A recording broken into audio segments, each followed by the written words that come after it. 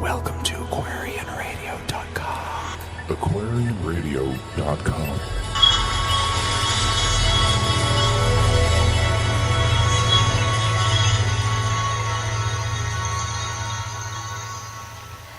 Hello, everyone, and welcome to Aquarian Radio at aquarianradio.com. And I'm your host, Janet Kira Lesson, with my co-host, Dr. Sasha Alex Lesson. And today is an episode of Extraterrestrial Contact. And we are reading from the book, The Dual Soul Connection by Suzy Hansen. And we're talking about the three waves, willing souls drawn to lives on our planet. Many souls born on Earth forgot the reasons they came here. And our universal governing body, says Suzy, broadcast a call for assistance in order to implement agreements that the universal governing body made with volunteer souls of several alien species, including the Greys and the human souls already living on the planet in Earth's atmosphere and its energy field. Because what affects one sector of the galaxy affects all, and we can't be left behind in the evolution of the universe. That's why the universal governing body put out this call. The first wave are the innovators, and then comes the enlighteners. The first wave, two distinct groups of volunteer souls incarnating here over a long time. The earlier one is the innovators, and later the enlighteners, and they are challenging the norm. The innovators, some of them never lived a life on planet Earth before, so their soul source acquired technological, environmental, and spiritual understandings on other planets in our universe and in other lives. They felt a call to enter a new life as a human, and they're here to assist our planet to evolve. And those incarnating in this first wave do so for significant contributions to mankind through ideas, psychic, intuitive, kinesthetic skills. The innovators, they are the trailblazers. They have faced difficulties because their ideas and perspectives challenged the norm. They began to incarnate just before and after the turn of the 20th century. By the 1930s to around the 1960s, many of them had become inventors, critical thinkers, and scientists. And they were involved in the advancement of industry and technology and sociological trends. They were involved in esoteric subjects. They were the early spiritualists and mediumships followed. The movement followed.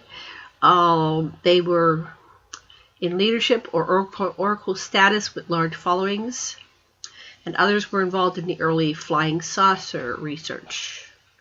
So now we're talking about enlighteners. The second and larger part of this first wave, the enlighteners, agreed to be born on this planet around the 1980s and 90s and onwards. Crossing over with the emergence of the second and third waves, many enlighteners are now in their early adulthood, and others are still children or yet to be born. And they are known as the star kids, indigos, crystal children, or the new humans. Here to accustom us to kinesthetic and metaphysical skills beyond the present everyday capability of most humans. They have deep spiritual understandings, recall past lives from an early age, often as extraterrestrials, which they are open about. Enlighteners are quite natural. They are overt about their abilities. They're futuristic thinkers. They emanate a sense of free spirit and positive energy, and they do not fit into existing education systems because they think outside the box, and they are become involved in environmental healing and spiritual pursuits. art and music. The second wave is, what is it, I Janet? didn't finish this. It's not underlined. Right there. Revealing their crucial personal information on UFOs and contact experiences. Enlighteners paved the way for the emergence of the third wave group. Now on to the third wave. I was going to do the... the second wave. Go ahead. The second wave comprises pioneers and then the communicators. They have an unrelenting sense of purpose and commitment, these two groups of the second wave, these pioneers and these communicators. They began incarnating around the 1940s right through to the 1960s, and they encompass contactees, abductees, and experiencers. The second wavers feel out of place and different, and they don't quite fit anywhere. Sometimes they don't even feel like they belong in their own families. Many in this wave have the task of public exposure, introducing humankind to the idea through public personal testimony that we are not alone, that our universe has other sentient beings that have already made contact with us humans. Many of these second wavers experience contact right throughout their lives, and some retain the memories. Others have yet to uncover them. The pioneers began their work in the contactee movement, which engendered interest worldwide, telling of positive contacts with gentle, human-like cosmic visitors whose teachings, along with those of the spiritual innovators of the first wave, helped give form to New Age philosophies. Communicators, the second wave, are now aged in their 50s to 70s. In the 1990s, more communicators came forward and the experiencer group evolved. They spoke of positive and transformative accounts of contact with non-human entities. Communicators have written books, appeared in documentaries, formed UFO groups and contact support organizations. They have spoken publicly about their contact experiences. Their information of alien technology and communication is going to be collaborated by new understandings and discoveries about consciousness, physics, and science. Among the communicators is a smaller group. They've come to this life with dual souls, and they are the parents of the third wave humans. The dual soul connection facilitates a proliferation of humans extending into the third wave, humans who have enhanced awareness with extraterrestrial support and guidance. This is the group that's central to a positive agenda for humanity. The third wave are the implementers, and these are the offspring of the second wave. And these are the implementers. They are responsible for implementing change from within. Thousands of third wave humans have been born on the planet since around the 1980s and 90s and onwards, and like their parents, they all have dual souls. All of the third wave children are the end result of selection within 4 generations of families that have been genetically tracked by the Greys and are referred as endpoint children.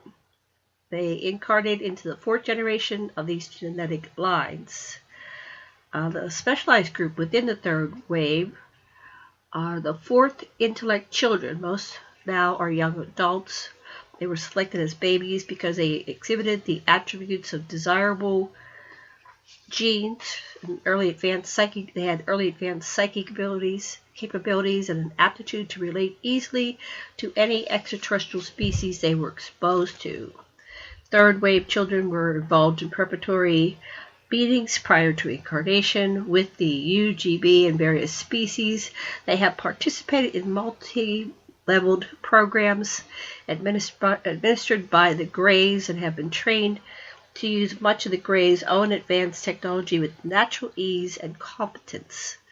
The Greys referred to the third wave as the concealed ones because they must remain dormant for some time while they are raised and sent out into the world by their parents.